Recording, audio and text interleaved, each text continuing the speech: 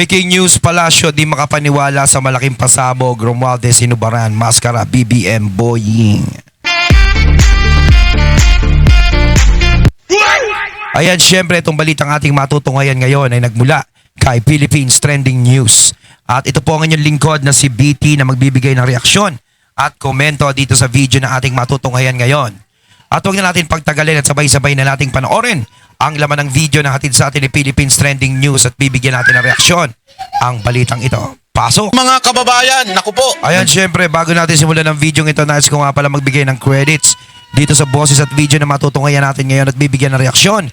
Walang iba kundi si Banat Bay. Syempre, huwag niyo kalimutang suportahan ang channel ni Banat Bay, mga katunay. Bakibisita po yan. At huwag niyo kalimutang mag-subscribe at mag-follow para maging updated po kayo sa mga vlogs, reactions sa mga balita na hinahatid sa atin ni Banat Bay. Syempre, huwag niyo kalimutang suportahan ang Banateros, mga katunay. At isa dyan, si Banat Bay. Pagpatuloy natin. Titindi ng mga issue ngayon dahil talaga nga ng mga nagkakaroon na di umano ng civil war sa loob ng administrasyon ni Marcos. Nako. Civil war. Mga kababayan, mukhang hindi na maitatago ang bitak sa loob ng administrasyon kapag ang mga nasa poder mismo ang nagbabanggaan. Malinaw na may nabubulok na sa loob. Nako. Hindi po yung betlog ni Marcos baka akala nyo yun ang nabubulok. Magagalit na naman sila kay Sir Jack. Ang banggaan umano nila Remulla at Romualdez, pwedeng hindi lang ito simpleng issue ng ego o impluensya.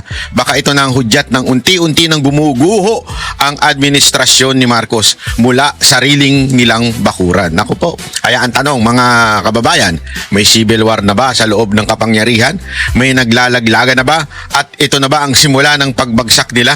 Panoorin nyo to hanggang dulo dahil baka itong sigalot na ito ang magbubukas ng mas malaki pang baho na pilit nilang tinatago sa taong bayan. Yo. Parang ano, no? Sila na yung mga nagsasakmalan. Mga kababayan kayo lang ho ay manood at kung maaari po sana i-comment nyo na agad saan po ba kayo nanonood habang kayo po ba ay naghuhugas ng pinggan, nagluluto, tumatae, naliligo, ano po bang inyong ginagawa habang pinakikinggan ninyo ang aking vlog. At para naman sa mga kababayan natin, baka naman meron kayo dyan taga ibang bansa, isulat nyo rin dyan, taga-asa ka, di ba? Kung kayo po ba ay nasa ibang bansa ngayon, OFW, ano bang yung kinalalagyan ngayon, i-comment nyo din po dyan para magkaroon tayo ng connection sa isa't isa. Napaka-importante niyan. At kung maaari, mag-subscribe na rin po kayo dahil ang goal natin is 1.5 million na subscriber sa pagtapos ng taon na ito. 1.36 na ngayon. Unti-unti na lang yan. Aabot din tayo dyan. So sana i-share nyo itong video natin at para matupad naman yung Christmas wish ni Banat Bay na umabot ang 1.5 million. Kung pwede lang naman. Kung hindi, wala tayong magawa. Ganun talaga. Ayaw nyo Anyway, eto na nga po. Pag-usapan na natin yung banggaan na nangyayari dito sa kamera. Kasi ngayong araw na ito, tila pinipili tanungin si Ombudsman na Remulla tungkol doon sa sinasabing nagpaalam pero hindi siya pumapayag pero pinayagan siya ng kamera. Ano ba talaga ang tunay? Umuurong na ba ang bayag nito ni Remulla at ayaw sagutin ng media? Tingnan natin kasi minsan ito si Remulla, tapang-tapangan nitong animal na to. Akala mo kasi sinong pagmamayari ng Pilipinas, kanya di ba? Tapang-tapangan siya. Nakaharap din siya ng isang malaking dambuhalang damunyo na si Tamba. Ayan, away sila ngayon. Tingnan natin kung Pareho naman silang malaking dambuhala. Kaso siya yung dambuhalang nanghihina si Remulla. Kasi kanina tinanong. Kumbaga para sa akin ako nakakatuwa silang tignan no? Sila na lang yung nagsasakmalan. Sila na lang yung nagbabanggaan. No, iba talaga kapag kayo nag-aagawan talaga kayo, pagkapangyarihan na talaga pinag-uusapan Yung tipong kapag nagkakabistuhan kanya-kanya na kayong atrasan, kanya-kanya kayong laglagan. Kaya minsan sa politika, ang hirap makakita ng tunay na kaibigan dyan. Ng mga media, mukhang naninindigan si Remulla at sinasabi niyang, hindi, it is what it is. It is kamatis, patis. Mga ganun-ganun siya Ano kaya ang ibig sabihin nito ni Remulla? Tingnan natin to. Ayan it is what it is. Yan may ganyan siya. Wait lang, ulitin natin Hindi ko nakita yun Lakihan na natin. Okay, pasok. No comment ako. Pinayagan niyo ba alis ng bansa itong reaction niyo po? No comment ako, no comment. It is what it is. Ipis kinamatis.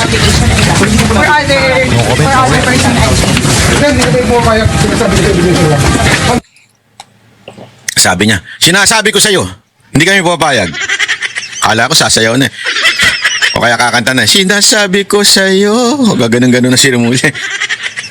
Ano kaya to? Ba't niya, anong ibig niya sabihin nito? Sinasabi ko sa'yo, hindi kami papayag. We. Oh.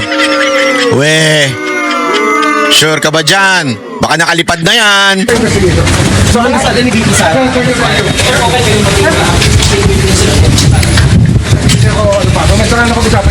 Talaga nagpapahabol siya no? Wala pa kami dyan eh. Wala pa kami dyan. Ano masabi niyo sa mga sinabi Marami ko sa nakikita sa SALN sabi ko. ni VP Sara kanina? Wala akong masasabi. Walang cash ano ha? Hindi ako familiar sa ano. Saan niya. Thank you, sir. Parang mainit na ulo ni Ombudsman. Parang wala nga sa mood sumagot eh. Nagmamadali, pinapagod yung mga media, takbo ng takbo. Sabay pasok sa kotse, no? Talagang ayaw niyang sagutin. Kung ako iwan niyo na yun, bahala siya sa buhay niya eh. Masyado niyong ginigipit kayo media eh. Init na ulo ni si kasi nakahanap siya ng katapat niya. Dambualang eh. Kasi remember, sabi nga sa mga kartel. Sa kartel po, hindi ko sinasabing kartel sila. So, El Familia. Gumaganon-ganon yung mga yun eh. Siyempre, kapamilya pa rin ni Romualdez si Marcos eh. Oh. Baka nagbabanggaan sila ng kapangyarihan, yung power nila sa isa't isa, di ba? Oh, di ba? Yun ang mukhang matindi itong nangyayari na to. Ito, panoorin natin itong mga komento ng mga political analyst. Napaka-importante kasi na maunawaan natin itong itong mga political analyst na nagbabanggit tungkol dito sa bira ng pag-amin ni Romualdez. Nasag ng. Wait, chotamate. Hindi pala yan. Ito pa. Ito muna. Yung tagalabas muna ang natin. Kasi, importante na marinig natin yung, yan. Ito. Kira, Assistant Professor ng Department of Political Ito muna, Science para mas ng Ateneo de Manila University. Ano ba akala ko about squirrel yung pag-uusapan, Camille? Professor, magandang umaga po sa inyo. Ay, magandang umaga po. Ay, Prof, anong take mo dito sa video statement ni former Speaker Martin Romualdez? Sabi namin ni Doris, may mga idea na parang laglagan na. Oh, yun na nga Oo, admin Nako, versus the former laglagan. Speaker. Mukhang hindi na alayos yung magpipinsan. Oh. Unang-una, baka pwede ko sabihin na bakit ngayon lang siya lumabas, no? Yun. Bakit ngayon lang? So, yun yung unang-una kong punto doon. Tapos, Dahil yan ang iyong punto, kailangan nating kantahan niya ng importante kasi yan mga kababayan, di ba? Kailangan nating kantahan niya ng bakit ngayong Siguro kaya parang nararamdaman niya, ngayon lang siya lumabas. Siguro nararamdaman niya sa sarili niyang parang malapit-lapit na rin siyang ilaglag. Kumbaga parang inuunahan niya na yung senaryo. 'Di ba? Kaysa yung siya maunahan, baka mamaya magulantang na lang siya. Lalong-lalo na yung sinabi nila ng palasyo, yung in-announce nila na si Saldico ay nahuli na hindi naman pala. So syempre, kung sakasakaling mahuli talaga yan si Saldico at dalhin dito sa Pilipinas yan, alam natin kung anong sasabihin yan. At alam natin kung sino-sino yung mga taong sasabihin yan. Kumbaga wala pa rin sigurong ipagkakaiba doon sa nilive niya sa video at sa mga pag nandito na din siya. So para maunahan yung mga ganyang klaseng salita, pwedeng inuunahan na rin ni Tambi yung sitwasyon. Ngayon, kung sakasakaling paboran ng mga nakapwesto yung sinabi ni Saldico at gawing sakripisyo to si Tambi na papanagutin, parang mahihirapan sila doon. Kasi syempre, mismong ito si Tambi, parang wala sa bokabularyo niya maging sakripisyong tupa. Kaya talaga parang lalaban siya. Kaya kumbaga kung siya ay kakantiin, damay-damay na. Diba? Parang ganun ang gusto niyang mangyari. Pero sa tingin niyo ba, si Tambi ay ilalaglag na lang ng ganun kabilis? Diba? Si Insan ba ay pababayaan ni Inza? Bakit ngayon ka lang lumabas sa mundo? wala ng pera. Uy, naku po Romualdez, wala ng pera. Anyari? Parang ang naging dating tuloy sa akin is bakit ngayon ka lang nagsasalita ng ganyan na kung saan parang napaka-sensitive ng mga information na sinishare mo, sana nilabas mo na ito dati pa. So tama yung nabanggit mo, no? So parang ang tono ng kanyang statement parang naglalaglaga na sila. So sa loob ng coalition mismo, maaring maka further damage nung kanilang parang coalition. So yun yung parang basa ko doon sa statement ni former Speaker Romualdez. Wala na pong atrasan pag ganyan na umpisahan na kumbaga yung giyera. Tuloy-tuloy na. Parang sabi nila, you've crossed the Rubicon. Correct, Parang tama, ganun, tama. wala na. From now on, hindi na alay. Hindi na sila alyado, magpinsan. Anay na sila. Kaya Tama. yun yung pwede nating Hindi na sila alay, anay na silang pareho. Wala na nasisira na yung Di ba, kunwari bahay. Yung bahay mo yan yan yung iyong gobyerno, yung bahay mo. Dahil puro sila anay na ngayon, unti-unti nang bumabagsak yung bahay. Sila nagkagatan no? Wala na, hindi na sila alay, anay na sila kita yung direksyon. Kasi nga, ang nakita ko parang motibo siguro dito is yun nga, dahil nga yung ombudsman naglabas ng statement na kung saan yun nga nabanggit nila na masasama nga ito si former Speaker Romualdez. So sa tingin ko ang kanya motibo rito is parang baliktarin o parang ilihis yung mismong direksyon ng investigasyon. So maaring nga ito magkakaroon ito ng laglagan sa bandang huli. Yun, Given nga laglagan. na marami siya nabanggit na mga impormasyon na masasabi nating parang inaasahan na natin na gano'n yung mangyayari, pero obvious na na parang tinatry niya parang umiwas o ilihis talaga yung sisi. Opo. Pero kung ganyan na lumabas na siya at yan na nga, laglakan at hindi ako po pwedeng ako lang, yun ang dating So ano po ang susunod na kabanata? Wala na yung koalisyon nila ng kanyang pinsan. Ano ang susunod na mangyayari? Siguro Babagsak na.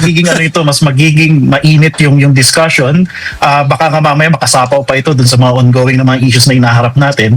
Again, masasabi Sir, ito po talaga ang tunay na issue. Oo. Ano sinasabi ninyong iba pang issue? Ito ang Parang binabanggit niyang ongoing na issues yung kay VP Sara.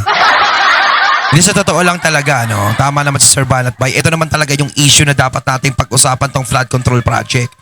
Ngayon kung sa impeachment ni VP Sara, pinapasukan nila ng ganyan na parang meron pa tayong ibang issue gaya ng impeachment. Hindi dapat ganon kasi kung tutuusin, mas malaking problema ng bansa to dahil yung flood control project na yan, mas malaki ang pagkakautang nila sa taong bayan. Mas malaki ang atraso nila sa taong bayan. So dapat ito yung tinututukan. Ngayon kung nagkakalaglagan sila, mas maganda yan para malaman na natin yung katotohanan. Yun naman talaga yung gusto nating ipunto dyan 'Di ba? Pero ito talaga si Tambi, sa tingin ko, kung sakasakaling ito ay babaliktad at magsasalita, sigurado napakaraming alam nitong taong to kung sakasakaling talagang totoo lahat ng pinaratang talaga sa kanya na siya'y kasabwat o kaano Yung pa lang naman yung sa akin. Kaya tanong natin kung sakaling yan ay totoo. 'Di ba? Hindi pa naman natin sinasabi na Sinasabi lang natin dito na sigurado kung sakaling siya ang malamang maraming alam yan. Pero kung talagang hindi siya kasabwat dyan, good. tunay na issue ng bayan ngayon. Yung bilyon. Wala nang mas lalamang pa sa tunay na issue. Oo. Ano sinasabi ninyo? Impeachment? Yun. O pagtaas ng presyo ng krudo? Sir, lahat to damay dito. Sa katunayan, sa sobrang tindi nito, pinag-uusapan nga ho ito sa Supreme Court right now Yung unprogrammed bills, sa budget, di ba? Yan po ay pinag-uusapan dahil napakahalaga ho. Ang tinding korupsyon na nangyari. Nasabi ninyong ibang issue ang dapat pagtuunan ng pansin. Impeachment? Kayo naman, sir. Ito, sir. Kung tutuusin pa nga napakaliit lang nung kay VP Sara Yung impeachment ni VP Sara, hindi naman talaga hindi naman talaga napatunayan talagang may sala si VP Sara Eto, kitang-kita na natin, yung flood control project na yan, harap-harapan yung ebidensya, isinasampal na sa inyong lahat. Diba? Yan talaga yung pinaka-main na naging problema ng taong bayan. Dahil napakalaking pondo, malaking pera ang nakuha dyan. Malaking pera yung nalustay na nakaw dyan. Kaya kung merong malaking problema, isa yan talaga sa pinakamalaking problema at dapat pag-usapan. Hindi dapat yan iniiwasan. Hindi yung sasabihin na meron pa namang iba na natatabunan yung iba. Eh yung iba naman kasi kung tutuusin, kung kay VP Sara yung tinutukoy na itong tao na to, is, Diyos ko naman, wala namang kakwenta-kwenta yung kay VP Sara. Diba? Impeachment na walang kabuhay-buhay. Impeachment na walang basihan. Ito talagang flood control project, merong basihan. Kaya dapat to pinag-uusapan. Ito, para ako, medyo pumantig ang tenga ko dun eh. Ito talaga ang tunay na issue, yung bilyong-bilyong na ninakaw Oo. mula sa atin. Mula sa'yo. Nagbabayad ka ba ng tax? Kung nagbabayad ka ng tax, magagalit ka. Dahil yung tax na binabayad natin, pinaghihirapan natin, tayong kumakayod, sila nakikinabang, mga animal, sila. Di ba? Kasi sabihin ninyo, nililiis sa ibang issue. Hindi nililiis to, sir. Bakit ba? Masyadong mainit ulo mo, ah. Ang init kasi ng panahon ngayon, eh. Ito na parang late siya, pero again, malaking ito, development, kasi nga yung paghahanap natin ng accountability dun sa nakaraang issue ng flood control na mapasanggang ngayon, patuloy pa rin na hinahanap natin kung ano talaga yung nangyari dito. Kumbaga makakapagpabago ito ng tono eh. So maraming pangalan pa rin ang lalabas. So antayin natin yung mismong mga ebidensya na pwedeng ilabas din ito ni former Speaker Martin Romualdez. Huwag natin kalimutan na siya main player siya. Kaya nga parang ako nung nakikinig ako sa statement niya, apart from yung naisip ko nga na bakit ngayon ka lang, masasabi ko na magiging mabigat yung kanyang contribution dito sa discussion kasi siya speaker. So yung access niya sa information, yung kanyang access niya sa mga malalaking tao, talagang direct.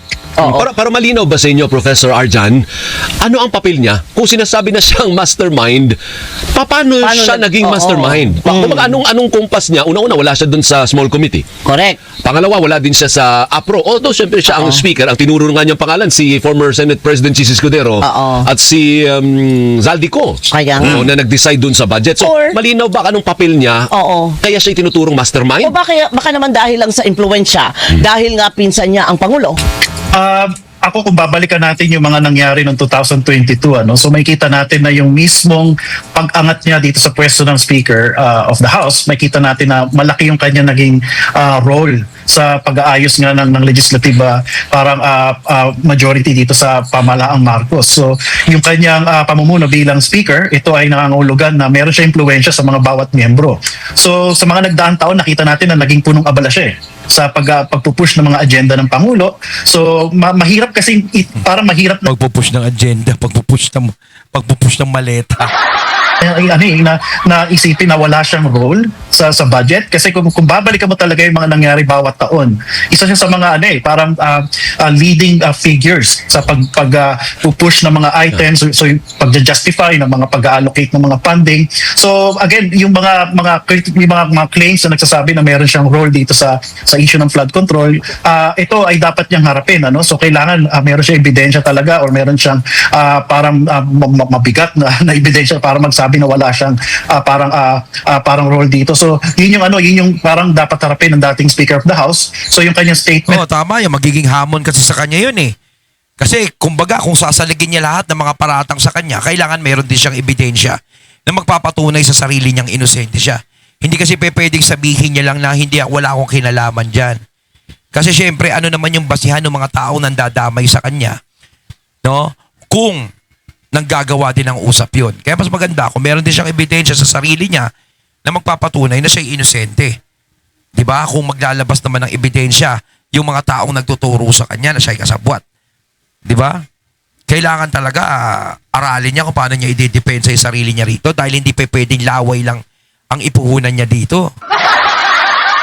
Simula lang ito ng kanyang parang mahabang parang proseso na kung saan kailangan niya talagang mapatunayan na wala siyang role dito. Pero assuming that is true, yung sinasabi mo na para sa budget, ang dulong paperman ng budget ang presidente. Kaya Yun! nga. Ako hindi Oh, pwedeng yun. magugas ka yung presidente na hindi wala akong Natumpok kinalaman mo. dyan. Yun! Natumpok mo! Oo, Eh, ang- talagang sa huli talaga niyan, yung presidente talaga ang pipirma kasi imposibleng hindi niya rin alam yan eh. Di ba? Ibig sabihin, yung mga pinapipirmahan sa'yo is hindi idinadaan sa'yo. Di ba? Ibig sabihin, gumagawa sila ng inside job na hindi mo nalalaman. Na tipong nagkakaroon na pala ng katarantaduhan dyan sa palasyo nang hindi mo nalalaman. Di ba? Kaya imposibleng sabihin na wala akong alam. Kasi kung sasabihin mong hindi ko alam yan, ibig sabihin binabastos ka ng mga sarili mong kasama. niloloko ka ng mga sarili mong kasama. Siguro naman napaka-imposibleng hindi mo mahalata yun. Di ba? Kasi talagang ang pinakahuling pirma nasa iyo eh. Ikaw ang mag-a-approve niyan eh. Hindi naman nila pwedeng ilabas yan na hindi mo napipirmahan. Dulong proseso, siya Yes, oo. ang presidente, hindi ho ba? Yeah, yun yung burden ngayon ng ating pangulo kasi kung tutusin parte talaga siya ng proseso. Remember, ang budget ano siya, ginagawa siya batas. So yung proseso ng paggawa ng batas, parang ang huli na parang may role dito niya presidente, humipirma siya. So nakailang taon tayo na kung saan pumirma siya dun sa mga appropriations act na ginawa ng Kongreso na kung saan ang kanyang pinsan ang House Speaker. So ang punto kasi dito is yung bang mga pangunahing personality na sinasabi nilang dawit dito sa flood control, sila lang ba talaga o meron pang mga iba pang mga personalities na kasabot dito. So madalas nang nababanggit ang pangalan ng dating House Speaker. So ngayon pa lang kumbaga umuusad yung parang yung investigasyon na kung saan pumupunta na yung direksyon sa kanya. So ang punto kasi dito mahirap itanggi na na parang wala siyang parang role dito sa paglalakad ng mga agenda ng Pangulo dito sa budget, yung mga mismo dapat pondohan ng mga programa. So parang mahirap paniwalaan, mahirap parang ma-convince yung mga tao na kung saan yung mismong Speaker of the House siya yung isa sa mga taong nakakaalam talaga kung ano yung magiging direksyon ng usapan, lalong-lalo na sa bawat step na dinadaanan ng mga batas.